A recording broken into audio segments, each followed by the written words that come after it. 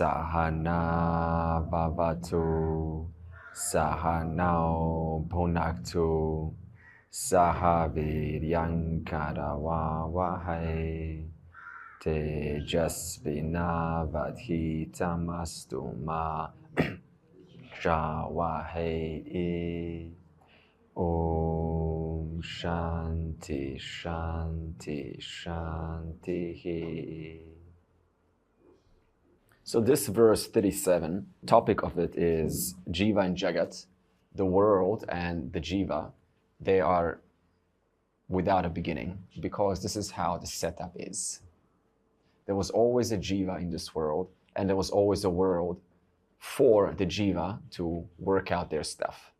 And this is because, as we said, Maya Shakti has Avarana Shakti, and this Avarana, it does create a Jiva who remains or has a capacity to remain ignorant forever. Forever. Until the Jiva takes initiative and decides to pursue the knowledge. Now that is up to the Jiva. That no one can force the Jiva. You can't tell to your loved ones, hey, I've discovered something fantastic. I think you should take a look at it. Because again, see, if they take a look at it through you, they will have a very different response if they take a look at it through someone else because of that association. So it's not so simple. A teacher could be confronting, like looking at you, and the person is not going to see them.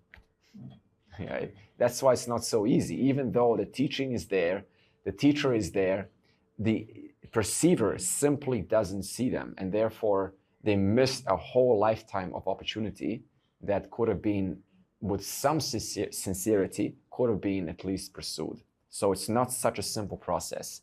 And you know what it feels like to have people who you care about, and they're not quite into this, right? And you know you have access to this knowledge, and yet there they are so close to you every day, but there's no click. The click is not there. This is because every jiva comes with their own stuff, their own prarabdha karma. And so one cannot expect them to know exactly what you know or take the same interest as you know. It's a very different jiva. When you give birth to children, you bring two entirely different people. Two people that could be sitting next to you in a train station, right, in one life. You bring them next life into your house. You don't know. I'm not saying it's like that, but you don't know. So the jiva has fancies, has desires, has inclinations, and has free will, and all of that will make up your life experience. And with that, you will attract certain people and you will reject others. And there's nothing that we can do about it, because you have inclinations, and that's how you move about the world.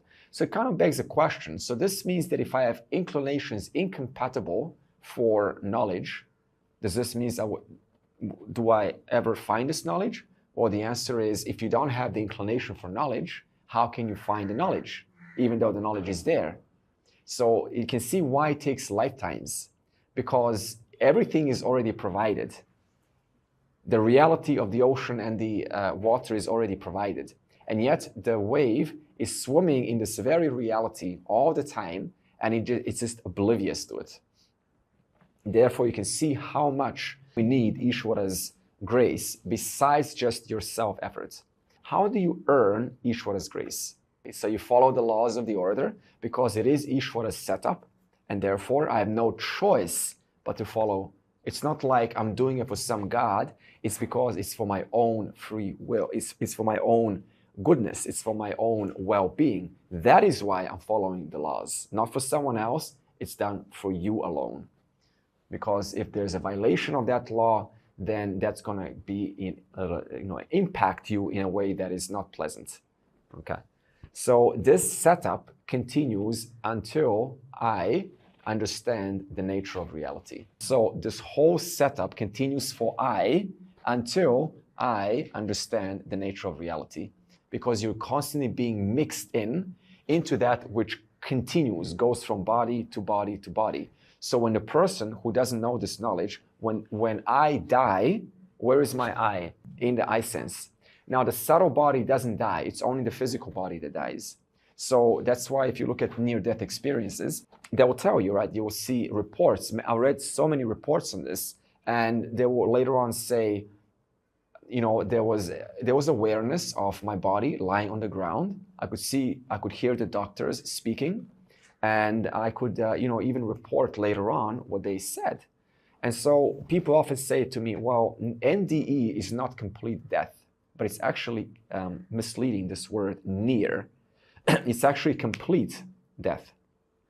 The reason why they say near death is because you came to a point where you were permanently dead. But, right, they were able to revive you through CPR. So in the 1960s, I believe, when we started to have this CPR, and we had a whole new, you know, account of these reports, that what happens after death, and the fact that I was completely conscious, if not more than right now. The reason is because the physical body pulls you down. It's very heavy. And when the I sense releases itself from the physical body, then the I sense feels a lot lighter. That's why they say I felt so much lighter, freer. There was no pain. It was awesome. You know, there was so much more reality to my existence than here in this world. So when they came back, then usually they will say, well, I didn't want to really come back because it was so pleasant. So look at this. You have a whole lifetime of experiences and attachments. And you say, no, I can't leave my kids. I can't leave my business. I don't want to leave anything because it needs me. 1 minute later, no, I don't want to. I want to go there. I want to stay there. That quick, we're able to let things go. So it shows us, and yet we have a lifetime of attachment to our kids and to our family. 1 minute later, I don't want to go back, even though you had a perfect life. So you can see how realities play within realities. Therefore, because the I is placed in the I sense, when the body dies, I continue. But I, as the thought, continue. And this I continues and gains another body based on its karma jam, based on its past causes. And therefore, it's like waking up in the morning, except you wake up carrying a different body with amnesia. Because if you didn't get amnesia, then you couldn't move on. You would have too much hurt to remember from past lives. Therefore, you get a fresh chance every single life like this. And it's mind-boggling to understand or to see how this was able to go on for lifetimes. How can a person play with permutations and combinations of 5 elements for lifetimes after lifetimes after lifetimes? In other words, that's how addictive this samsara is. There's always something new to explore. And so the individual says, finally, I don't want all of this pain and pleasure. I want the limitless God itself. I want God. So that's the difference between what we call an artha and artharthin.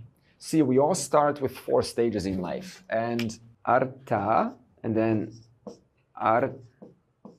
artharthin, we have Jijnasu, and we have Jnani. So these 4 stages is how we all start. How? By only thinking of God when you're in times of pain. You know those times when a business collapses or something goes wrong, or I'm in the position of being fired or whatever, and you start immediately thinking about, oh Lord, please help, help, help, help. So this means this is a very first stage how we start. And then when you eventually, get your life in order, then you start to have a constant relationship with the Lord. You start to have prayers, you start to have communion with the Lord, and you start to ask Lord for things. I need to have health. I need to have a good kids. I need to have a good mind. I need to have a healthy brain. Please give me a healthy immunity. Take away this pain. So whatever comes up in life, the person is now, first thing what happens, they think of the Lord. But initially, they only thought of the Lord when there was some pain in life. So now they're thinking about the Lord in all of their transactions. And eventually they say, who is this Lord that I'm praying to? I've been asking Lord for help, but who is the Lord? Right? What is his nature? Or is it a he or a she? Where is he or she? And so the question, the nature of the questions change from asking to, from asking for, for things into asking for the very giver of those things. And so the whole relationship now changes. That means I want to know what is this Lord and what is his nature. And eventually you come to a point where you come to the teaching and you take your time, you're sincere in your inquiry, you understand that despite the busyness in our life, we need to have some time off for yourself. And that is your time of reflection and inquiry. And slowly, slowly you come to remove your old notions and build a model of reality that is keeping with what is. Now the next verse wants to show us, if you don't understand that the Jiva and the Jagat, the world, and the sentient being, if you don't know them as mithya, then what's going to happen? We take them as absolute reality. Now, they have a different model. Very interesting how they're going to communicate this. Verse 40. Pratibhasika jivaha yaha tat jagat pratibhasikam vastavam manyate anyaha tu mithya iti vyavaharikaha. See, first of all, what is pratibhasika? It's not just a dream state, it's also subjectivity. Waking state opinions, waking state subjectivities, waking state biases and prejudices, right? My opinions about the world. When we say it's your opinion, right? That's your opinion, right? For example, if I'm objective, I say the weather is hot. But if I'm being subjective, what do I say? Oh, the weather is hot and, I cannot function, and all of these complaints start to come. These are all opinions that belong to me, because not everyone is going to say the same thing. So when it says pratibhasika, we're now targeting specifically what is that part of you that keeps on adding its own stuff on top of the world, right? So see, this I sense is what we call a vyavaharika design, right? It's the world. It's made by Ishvara, right? Did you make your I sense? Did you people are probably going to say yes. Let me put it this way. Did you create the capacity for everything to flow into one individual and not make any mistake that it's your stuff versus someone else's stuff? No, you just get born and this is my stuff. That means the I sense is created by what we call vyavaharika. It is vyavaharika design. In other words, Ishvara Srishti. Clear? So this I sense, no? Okay. So this I sense, on top of it being given to you, what happens? We add notions onto it. So the thing becomes sort of convoluted, right? We have so many opinions about who we are. And so we walk with these opinions. And then we do what? Claim them as mine. And not only that, but other people's pratibhasika becomes your vyavaharika. Think about this. Other people's personal stuff, personal choices, personal distortions, you witness that. It becomes your world. It becomes part of this vyavaharika world. Okay? So not only do you have to now look at your own pratibhasika, but also your own pratibhasika is influenced by other people's pratibhasika. And then you have to kind of weed that out. What is mine and what is keeping with the reality? And I said, now, how do you pull out? How do you recognize your pratibhasika? Whenever we feel something about someone, the first thing is acknowledge. This is happening to me right now. Because what we tend to do is, nope, I'm too busy to acknowledge this situation. This has not happened to me. We just kind of push it under the carpet. No, I acknowledge it. I honor it. It is happening to me. This is happening to me. First step. And then we be with that pain. Being with that pain. That's called maturity. Being with the pain of, of experiencing the pain of being. Because that is pratibhasika. Pain only comes when pratibhasika comes. There's no pain in the vyavaharika world. Vyavaharika is God's world. God doesn't like shoot pain to people. We create own pain by distortions relative to the Vyavaharika. We use Vyavaharika as a substratum, and I shoot my own ideas, and it causes me hurt. And then I what? Complain the world is causing me hurt. And then we ask, how much of this is my stuff and how much is keeping with reality? Now let me start an inquiry in reference to that. The second thing is that I haven't mentioned previously is suppose that you fall for your own pratibhasika, because Vikas has asked me, what happens when someone's pratibhasika is targeting you? What about when you fall for your own pratibhasika and you realize you completely went off the mark? I'll give you an example. When AI started to come out last year, a lot of people were writing books and generating images through Midjourney. That's an AI image generation platform, and creating books, right, through ChatGPT. And I kind of already, because I'm an early adopter, so I get to know exactly what's going on when it starts. And someone sent me a book, and they wanted for me to look at that book. It was called The Self, right, for kids. So they wanted to bring out this knowledge for kids. And instantly I recognized these are Midjourney images, instantly, because I was already prepared to have one step ahead to be informed if someone tries to cheat me, right, through their sort of, hey, look, I've made a book. So Midjourney 100% confirmed. But then I made a mistake. I assumed that the text was also generated, right?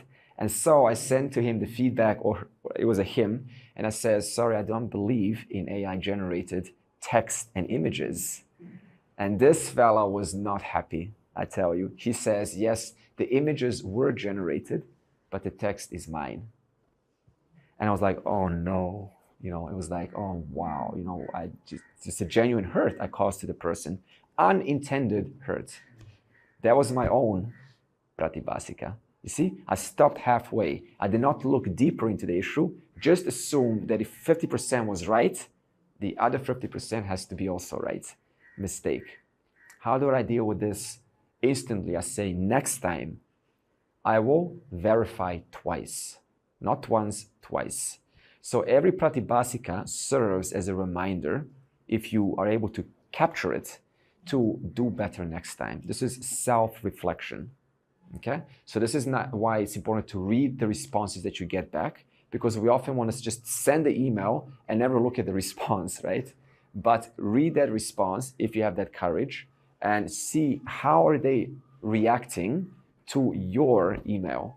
That way you also get feedback of how you did by the time you send that email. Okay, so this is important to catch our own stuff. And we make an instant correction. What will I do better next time? What will be different next time? Having mentioned that pratibhasika is our opinions about the world, it takes a slight turn now. Now it's going to add one word, pratibhasika jiva. So now the context is going to change, because pratibhasika means your own stuff, right? But when is it really, really your stuff? When it's really your stuff is when you're dreaming. Then it's your world entirely. Therefore, in that case, we call it pratibhasika jiva. Now, I look at myself as a teacher. In the dream, I could be, a pauper, right? Someone totally different. So the sense of I has completely changed. You relate to this? So in other words, I've created a different version of myself has been created, which is called a pratibhasika jiva. Right now, this is a vyavaharika jiva. What the verse is saying is, first of all, what's the difference between a dream and this vyavaharika world? One is real, one is unreal. I mean, they're both real from their different standpoints. Your dream is totally real for you while you're dreaming.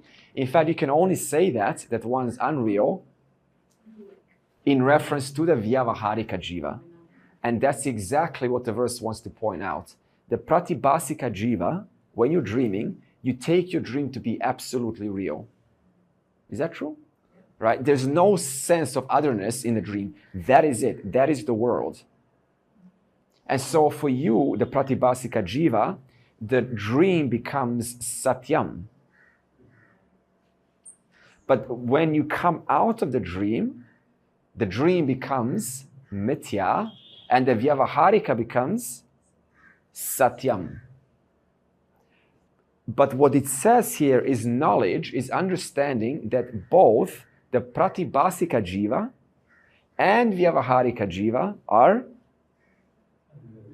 unreal, mithya. Therefore, but what kind of a mithya? Different order of mithya. It is mithya because dream person is very different from this person. But both the dream person is dependent and this person is dependent on many variables. So there is mithya, but a different order of mithya. But then is it a dream? I mean, if you are aware of what's going on. It doesn't matter whether you're aware or not aware. The point is, there's no reference to your physical body.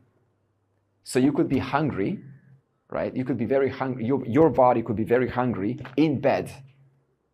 And for the dreamer, there's no reference point to who is sleeping in the physical bed. So even though you're aware of the dream, I am dreaming, in that moment, you can't say, oh, and therefore, there is a room and there is a body and there is, all of this stuff. You could say it, but you're not referring directly to what you are saying because there's no correlation between the two.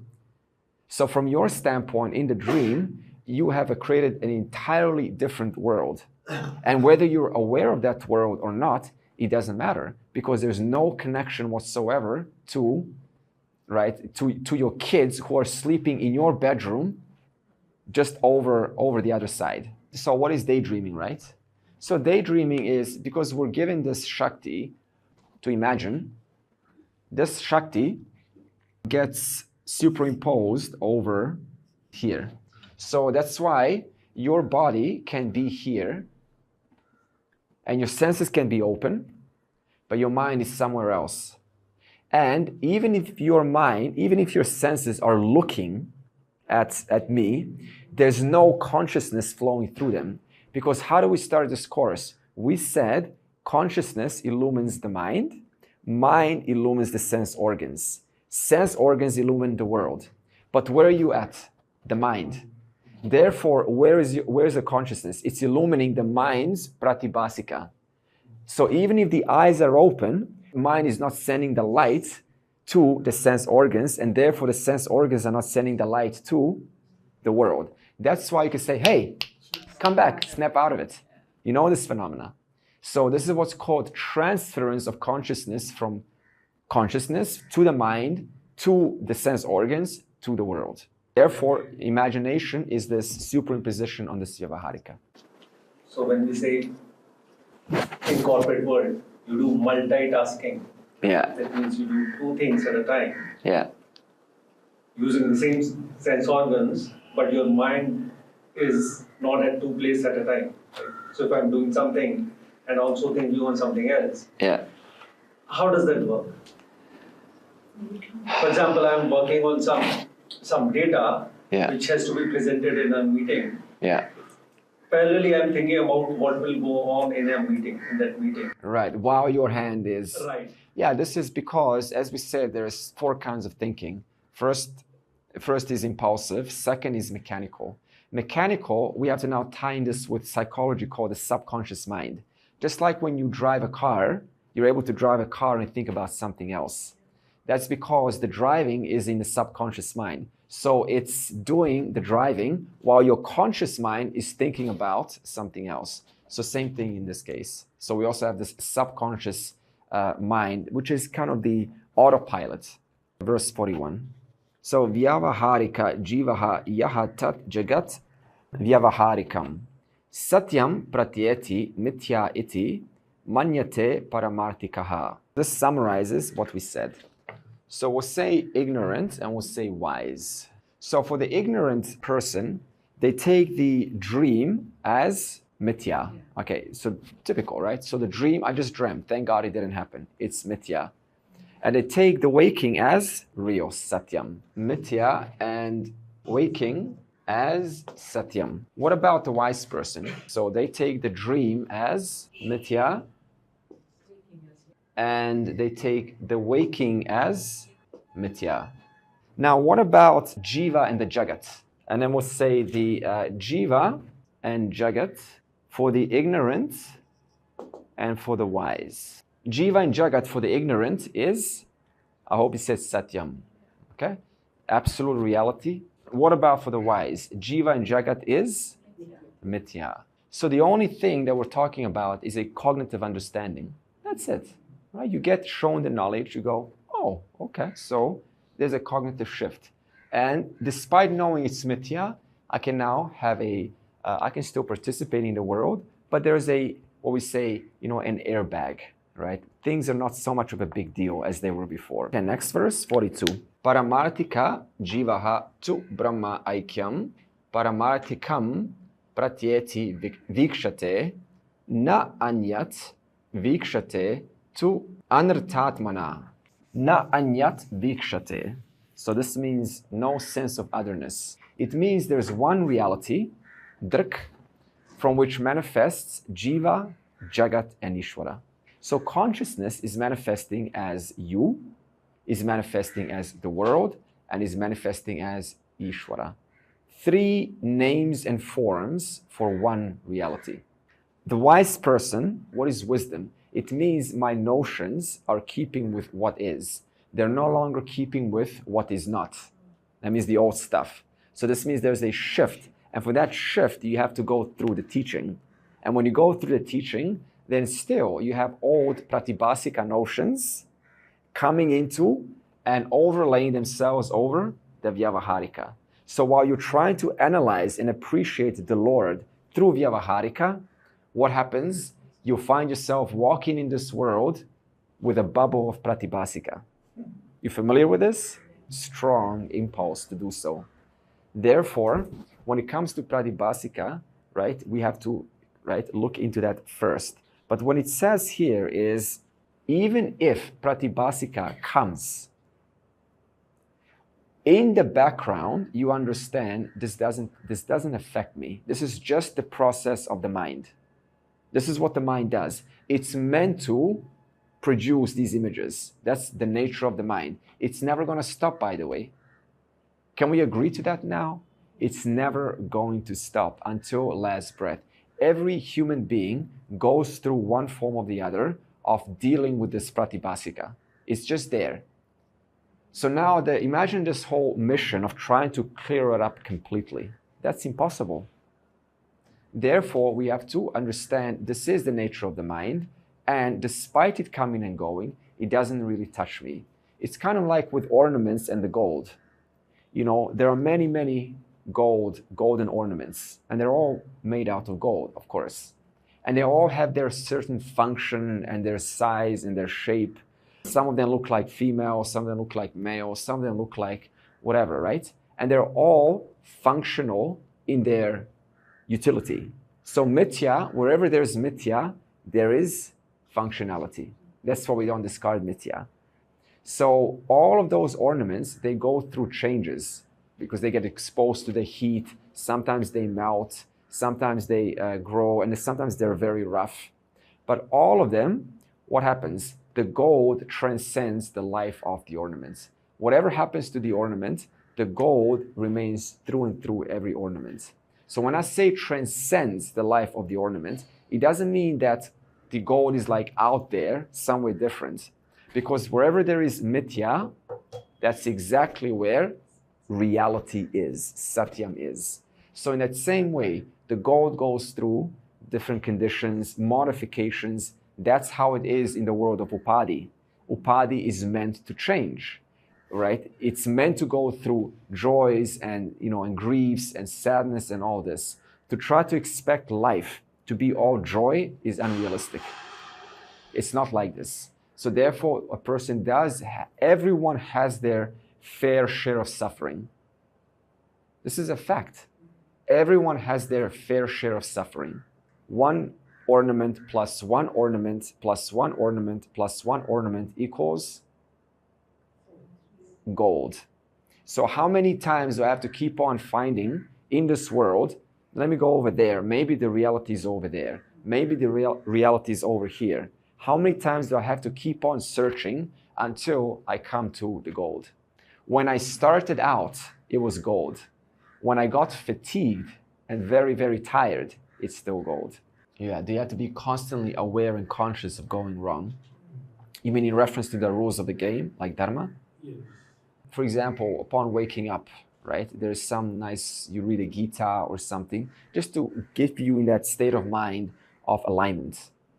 So you will still trip up, still make mistakes. When does it become automatic?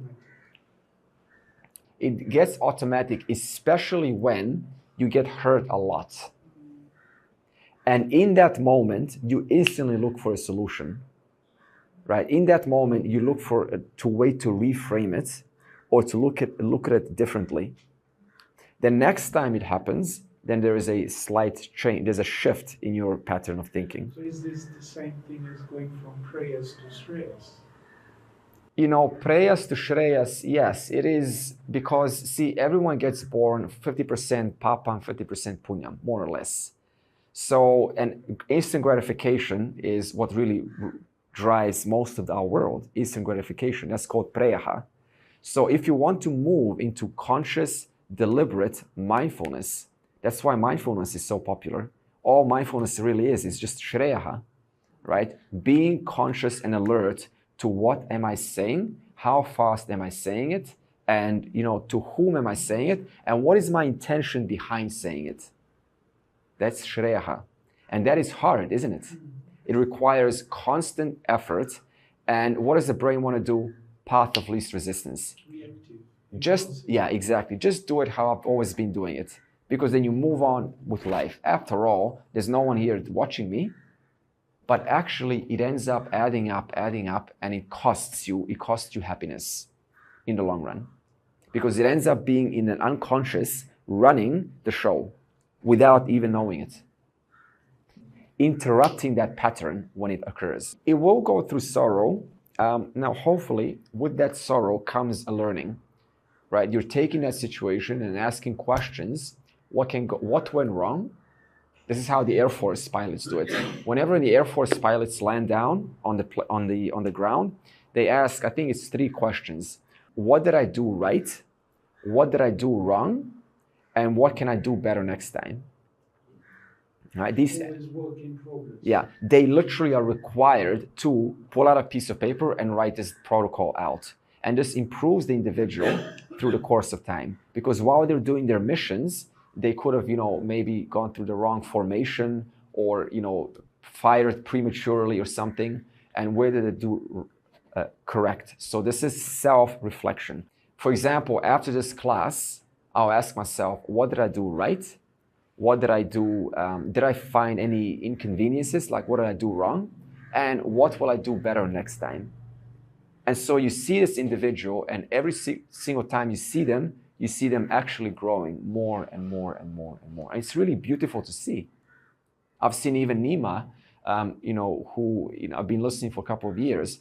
She's changed so much because she has this reflection process in the background. Right? While teaching, she's also reflecting on her own life. While I'm teaching, I'm also reflecting on my own life. That's why we ask for feedback, as I will ask you. Right? Because I want to improve. You want to improve. For whose sake? For your sake, exactly.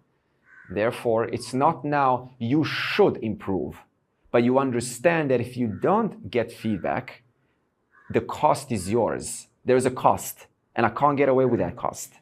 See, when we chant Purnamadav, Purnamidam, this is exactly what the example is. When you say Purnam Adaha, that means that is the whole. So as I said, before creation, right, Sat Eva, right, Agra Asit, Ekam Eva Ditiyam. Before all of this, there was one undifferentiated existence. So that is Purnam Adaha, that is full, that is gold. One undifferentiated molten gold. Purnam idam. Owing to this Maya Upadi, it's able to sort of take this molten gold and make structures out of it, right? Make a golden world. Therefore, Purnamidam, this world is nothing but gold, because all there is gold. If I take one of these structures out of this golden world and I melt it, then purnat purnamudachyate. From that gold, if I melt that gold, I have nothing but the same gold from which I took originally to make this gold, the structure. Therefore, that is the gold. What is that? Satinchit is the gold. This is the gold. What is this? The names and forms of the gold. You melt all of the name and forms together, and you have the same undifferentiated gold from whence this gold came from. Not that it came from, but it is already gold. It doesn't need to come from anywhere. So in that same way, when this universe goes through a macrocosmic dissolution after some time, then all of these forms, they go back into the same reality from whence they came from. And because when the manifestation happens out of this one full reality, then whatever is here is the very same reality from which these forms came from. So this is full, this is full, this is full, everything is full, that is full. Ishvara is full. There's nothing but fullness here, obtaining as different names and forms thanks to our lovely Maya Upadhi. And because it's there, that's why we have these names and forms. Were it not to be there, we would not be going through this class at all. So it's actually a kind of a good thing, right? Yeah, let me go through this thing, and then you can, be glad that you have figured it out after all this time. So there is a celebration. So the wise person, na anyat vikshate, cognizes no otherness. Explain this. What exactly does no otherness means? And there are three kinds of divisions in this world, right? And then we will see through these divisions, there is no sense of, the wise person doesn't see them as divisions. That's why I put three divisions here. The way to remember is Sajatiya starts with S, same group. Vijatiya starts with V, the varied group or different group. And Saswagata parts within a whole. Okay. So if you look at Sajatiya Bheda, Bheda means difference. Okay? So, for example, suppose you have differences within the same kind. So suppose you take a mango tree, right? And you have a mango tree. Now, how many trees are there? How many mango trees are there? There is Kent mangoes, and there is, for example, honey gold mangoes. So even within the same category of the mango trees of the same group, there are differences in that group. Okay? So in that similar way, what the world does is they say, oh, we have Asian man awareness. We have black man awareness. You see this? So they took a human being and they divided it within black people, Asian people, Indian people, Caucasian people. And within those species, that same group of people, there is right, different awarenesses. Make sense? So for example, we say, this is only for Indians. It is not for white people. Or, this is only for, right, black people have a different kind of devolved consciousness, suppose. So this is the era of one who is, right, not understanding that awareness is actually not something that you can have multiples of. So if I say there's Asian and Caucasian and whatever Indian awareness, that means how many driks are there? Or for example, in this case, 3 driks. But if we analyze this, this is not the case. Because from my standpoint, I am the drik, you all are the Drsya, seen. From Julie's standpoint, she is the drik, and the rest of us are seen. From your standpoint, you're the seer, I'm the seen. From Otto's standpoint, all three of us are the seen, Otto is the seer. From a So Kyung standpoint, she's the seer, all four of us are the seen. So how many seens are there? Many. How many seers are there? One. A black man's standpoint, seer, all of us are seen. Doesn't really matter. Therefore, this one, Sajatiya Bheda, we have understood there is no differences in Sajatiya Bheda. Now, what about Vijatiya Bheda?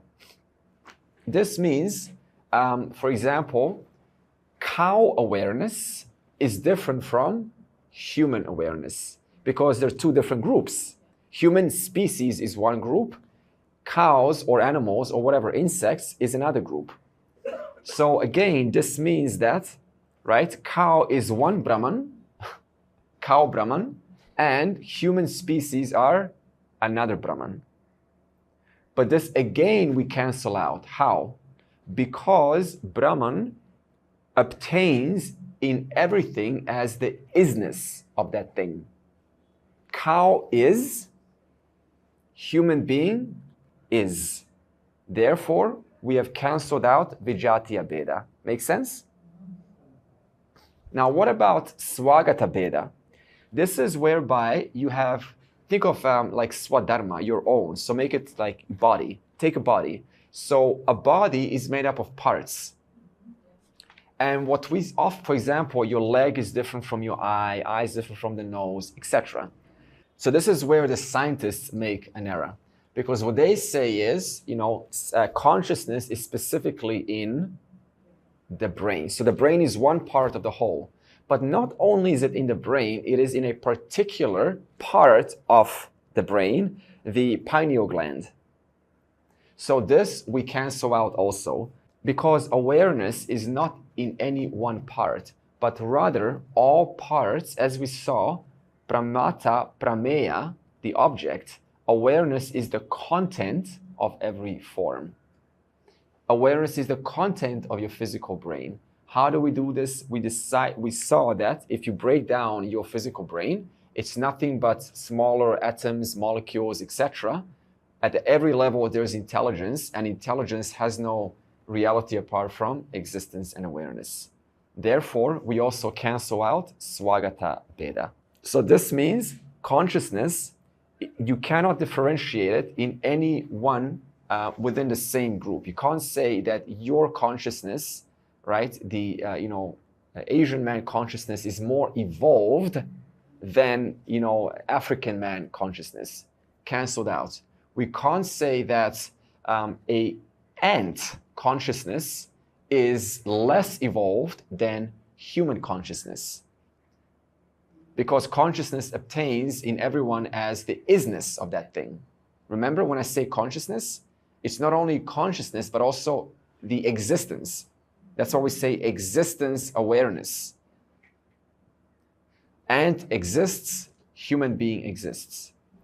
And also, we cannot say that consciousness is isolated to any one particular section, because every section is made out of consciousness. And we saw the analysis of this. The whole thing is nothing but awareness. So we come to see that consciousness is not exclusive to anybody. The silliest person in the world enjoys the same consciousness as the saint, except their mind doesn't know about the reality. That's the only difference, the mind. And finally, the last verse wants to talk about in which order does ignorance go. So verse 46. The reason I skipped these other verses is I've included everything in the analysis. Pratibhasika jivasya laye syuhu vyavaharike tat laye satchit anandaha paryavasyanti sakshini. So what is this process to moksha? First of all, subjectivity needs to go. And they have a very nice metaphor here. They say that take the ocean and the wave. Now the wave is the vyavaharika jiva. And the foam on top of the wave is pratibhasika. So what does the person have to do? Because they're carrying all of this foam like a, rabies, right? Right? Leaking out. They have to pop those bubbles one by one, until I can see the fullness of my wave. Until then, I was covered with all of this foam. I couldn't even see myself as a person. I saw what? Imaginations of myself.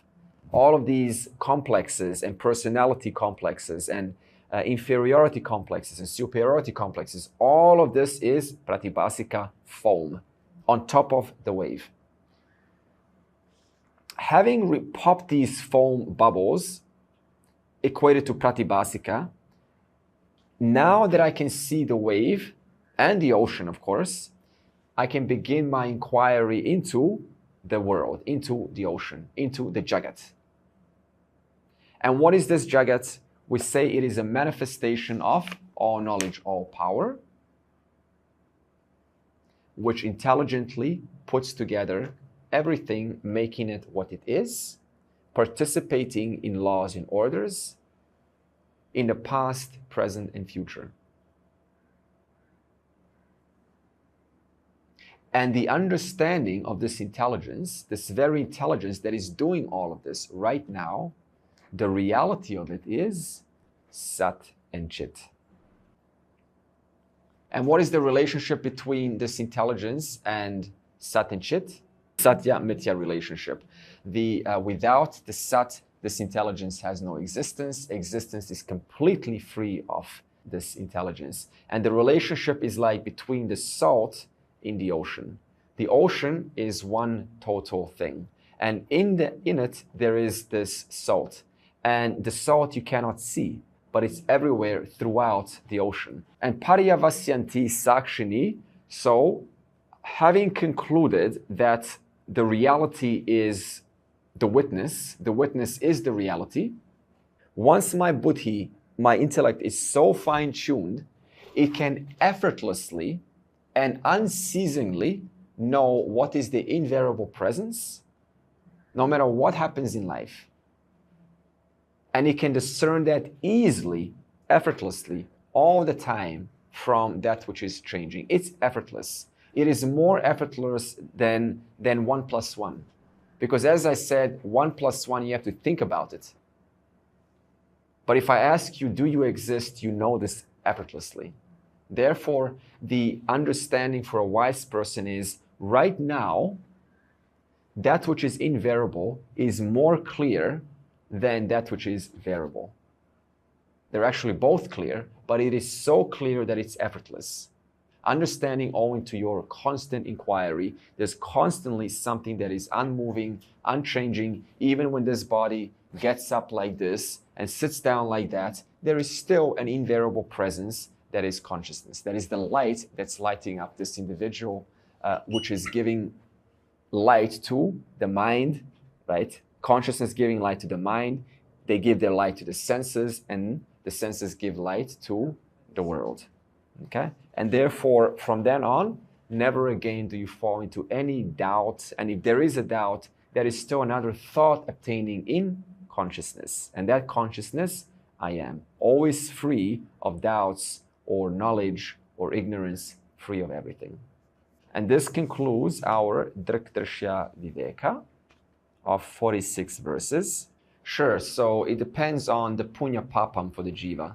If the jiva has done, for example, in the Vedas, we have rituals and ways of conduct by which you live and do your rituals and prayers, and you can live a very clean life and devoted life.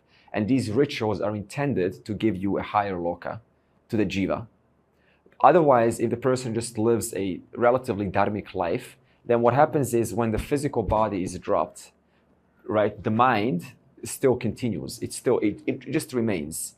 Now, there's two theories in Upanishads. One of them is that the subtle body resolves into, it just disappears, right, into the 5 elements. So what remains is the causal body. The second is that the subtle body doesn't need to dissolve at all. It just sort of remains there, right, waiting for a new body to come. Now, the thing is, when there is a death for the jiva, then that jiva can get reborn like that very quickly. But for us, it is 1,000 years. because the time is very different after the jiva dies compared to now. Or the jiva can, take a rest for 1,000 years, but for us it's like 1 second.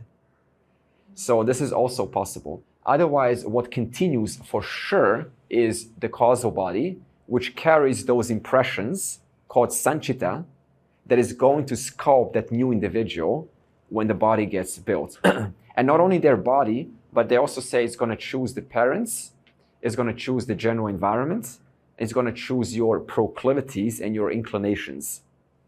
So that's why we say it's going to set up a general trajectory of how you're going to be oriented the moment you're born, right? And this trajectory, as we said yesterday, can be broken, can be intercepted, but it's going to be a strong pull, right, to make you be a particular person. In fact, you can't do anything about the way that you are if you haven't thought about it, right? You are the way that you are. No matter how many times or what you do or how many sessions of therapy you go to, you still walk out as the exact same person, because that's called your prarabdha karma. You can't cheat prarabdha karma. Prarabdha karma sculpts you to be this particular person. If you're a fast talker, you will speak fast.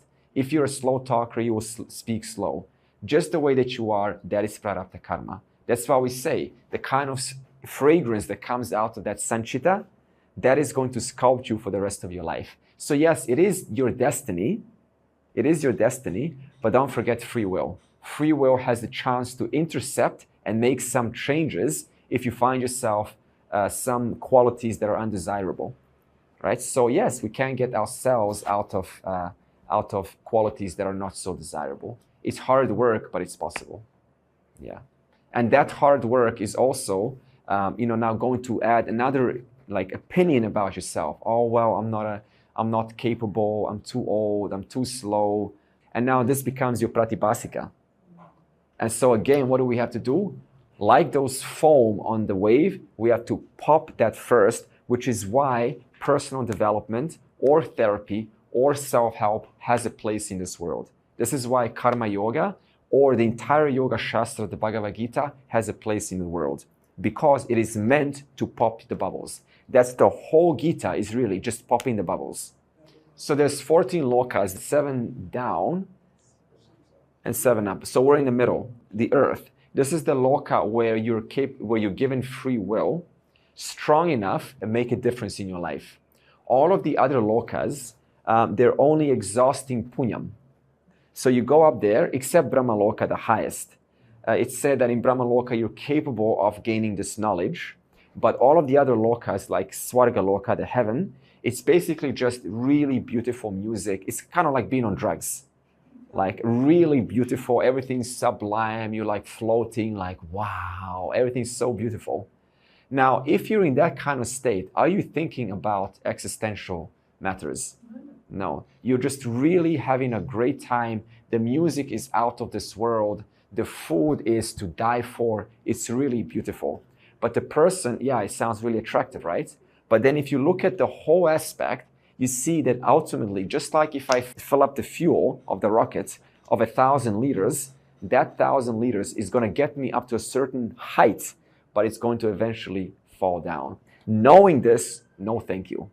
It's going to be great, definitely, no doubt. But unfortunately, well, actually, you're still sort of, witness Indra is on a hierarchy, number one, and there's all of these disciples, and you're like far away.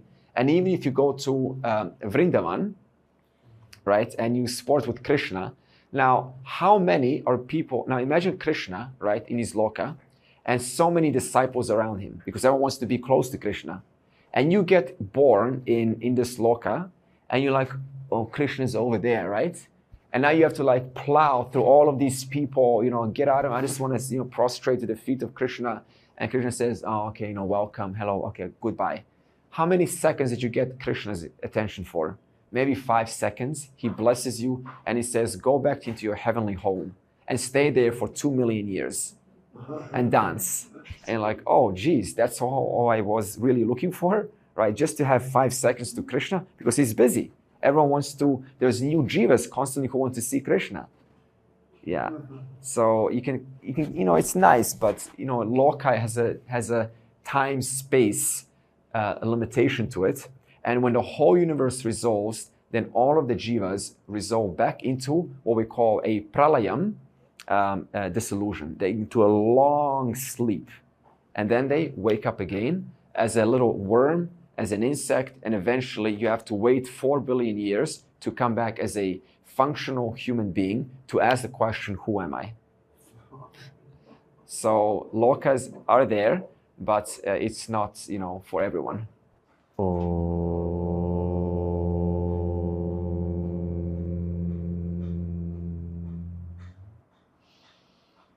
Purnamadav, Purnamidam, Purnat, Purnamudachyate, Purnasya, Purnamadaya, Purnameva avashishyate.